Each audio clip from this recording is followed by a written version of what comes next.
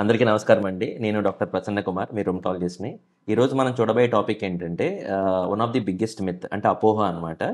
Arthritis is only seen in elderly. అంటే arthritis only పెద్దవాళ్ళకి మాత్రమే వస్తుంది. ఇది చాలా చాలా 100% రాంగ్ అండి ఇది. యూజువల్‌గా ఆర్థరైటిస్ ఏంటంటే మనకి ఏ ఏజ్ గ్రూప్‌లో ఉన్న వారికైనా ఎఫెక్ట్ చేయొచ్చు. యూజువల్‌గా చిన్న పిల్లల్లో ఉన్న వాళ్ళని ఎఫెక్ట్ చేస్తే అంటే లెస్ దాన్ 16 ఇయర్స్ పిల్లల్లో ఎఫెక్ట్ చేస్తే దాన్ని ఏమంటామంటే జువెనైల్ ఇడియోపాథిక్ ఆర్థరైటిస్ అని అంటాం.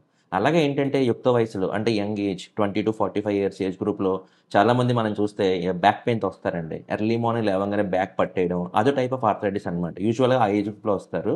దాన్నేంటంటే యాంకైలోజింగ్ స్పాండిలైటిస్ లేదా స్పాండైలోఆర్థరోపతి స్పెక్ట్రమ్ ఆఫ్ డిసార్డర్స్ అని చూడాలనమాట మనం. ఇంకోటి లేట్ ఏజ్ అంటే 50-60 ఇయర్స్ ఏజ్ గ్రూప్‌లో కూడా ఆర్థరైటిస్ రావచ్చు. అలాంటి ఆర్థరైటిస్ ఏంటంటే ప్రిడామినెంట్‌గా డీజనరేటివ్ టైప్ ఆఫ్ ఆర్థరైటిస్ అంటే ఆస్టియో ఆర్థరైటిస్ అనమాట.